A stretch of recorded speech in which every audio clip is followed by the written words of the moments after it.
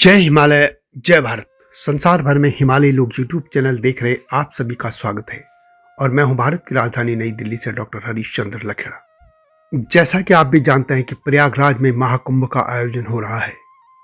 महाकुंभ 13 जनवरी से 25 फरवरी 2025 तक लगेगा। विश्व के इस सबसे बड़े धार्मिक मेले में देश भर में फैले अखाड़ों के नागा सन्यासी, महामंडलेश्वर, महंत, साधु संत और मठाधीश शामिल होंगे। इसके अलावा आम लोग तो होंगे ही। प्रश्न यह है कि आखिर ये अखाड़े क्या हैं, इनको किसने बनाया और इनको बनाने की जरूरत क्यों पड़ी। इस तरह के प्रश्न आपके मन में भी उठते होंगे और इन्हीं प्रश्नों का इस वीडियो में मैं उत्तर देने का प्रयास करूंगा। लेकिन जब तक मैं आगे बढ़ूं, आपसे अनुरोध है कि हिमालय लोग यूट्यूब चैनल को सब्सक्राइब अवश्य कर दीजिए और मेरा जो समाचारों पर एक चैनल है जिसका नाम है STV यानी सत्यमेव जयते चैनल, उसको भी देखिएगा। ये आपसे विनम्र अनुरोध है। हिंदू पंचांग के अनुसार पौष पूर्णिमा के दिन महाकुंभ आरंभ होगा और महाशिवरात्रि के साथ ही समाप्त हो जाएगा। यानी इस साल 2025 का महाकुंभ 13 जनवरी से आरंभ होगा और 26 फरवरी 2025 को समाप्त हो जाएगा। यह महाकुंभ कुल 45 दिन तक रहेगा। प्रयागराज में लगने वाला यह कुंभ महाकुंभ है। इसका संयोग 144 साल बाद बनता है। मान्यता है कि कुंभ मेले में स्नान करने से पिछले सारे पाप धुल जाते हैं और मृत्यु के बाद मोक्ष की प्राप्ति होती है। महाकुंभ का आयोजन 4 तीर्थ स्थानों पर किया जाता है। इसका आयोजन प्रयागराज के संगम, हरिद्वार में गंगा नदी, उज्जैन में शिप्रा नदी और नासिक में गोदावरी नदी पर किया जाता है। कुंभ हर 12 साल के अंतराल में लगता है। प्रयागराज उत्तर प्रदेश के अलावा कुंभ मेला, जैसे मैंने पहले भी कहा, हरिद्वार उत्तराखंड, उज्जैन मध्य प्रदेश और नासिक महाराष्ट्र में लगता है। कुंभ मेला हर 12 साल के साथ ही अर्ध कुंभ 6 साल में लगता है। कुंभ मेला 4 स्थानों पर आयोजित होता है, जबकि अर्ध कुंभ मेला सिर्फ प्रयागराज और हरिद्वार में आयोजित होता है। अर्ध का मतलब होता है आधा, इसलिए अर्ध कुंभ मेला हर 6 साल में आयोजित किया जाता है।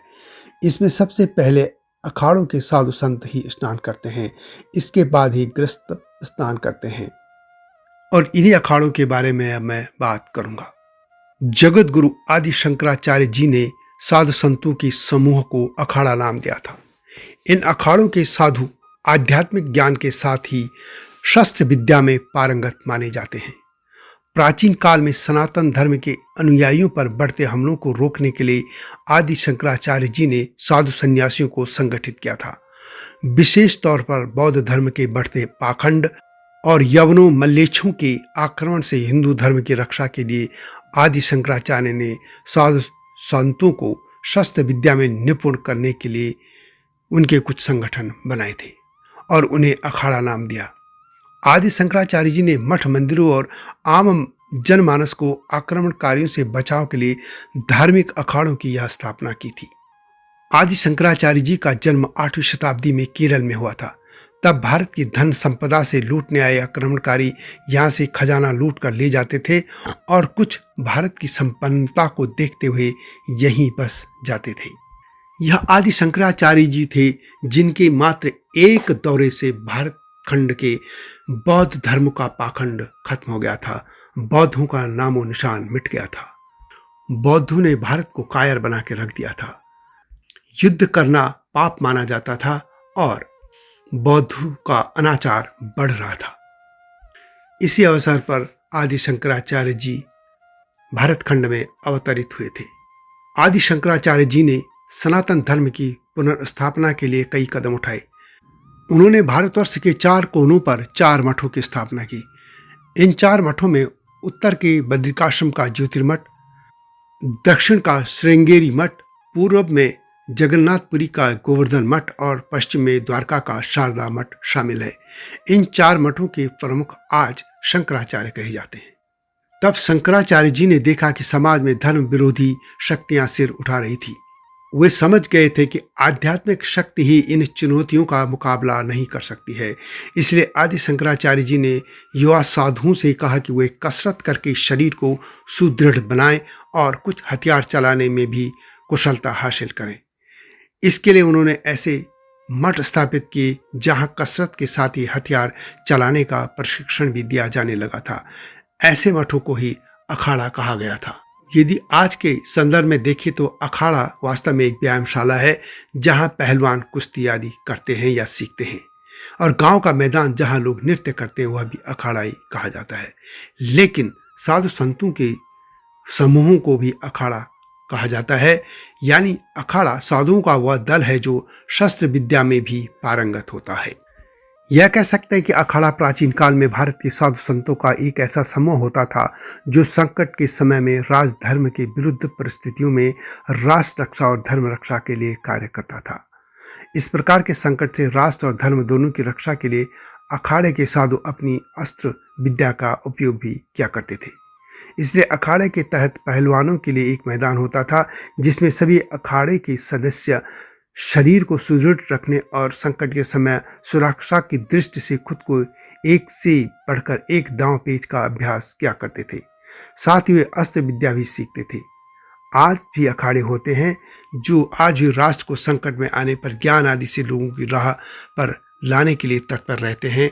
और आपको याद होगा कि अयोध्या के राम मंदिर आंदोलन में साधु संतों का भी बहुत बड़ा योगदान रहा है, और यह सब आदि शंकराचार्य जी की दी गई शिक्षा का ही परिणाम है। संसार के सबसे बड़े इस धार्मिक मेले यानी कुंभ में अखाड़े पूरी तैयारी के साथ शामिल होते हैं और शाही स्नान किया करते हैं। इन अखाड़ों का एक अध्यक्ष भी होता है जिसका चुनाव एक प्रक्रिया से होता है।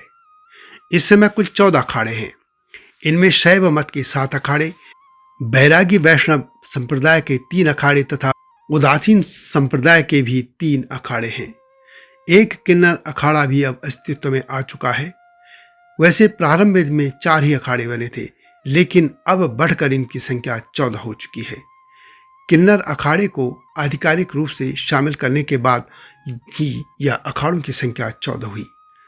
शाही सवारी, हाथी घोड़ी की सजावट, घंटा नाद, नागा अखाड़ों के करतब और तलवार और बंदूक का खुलेआम प्रदर्शन यह अखाड़ों की पहचान है।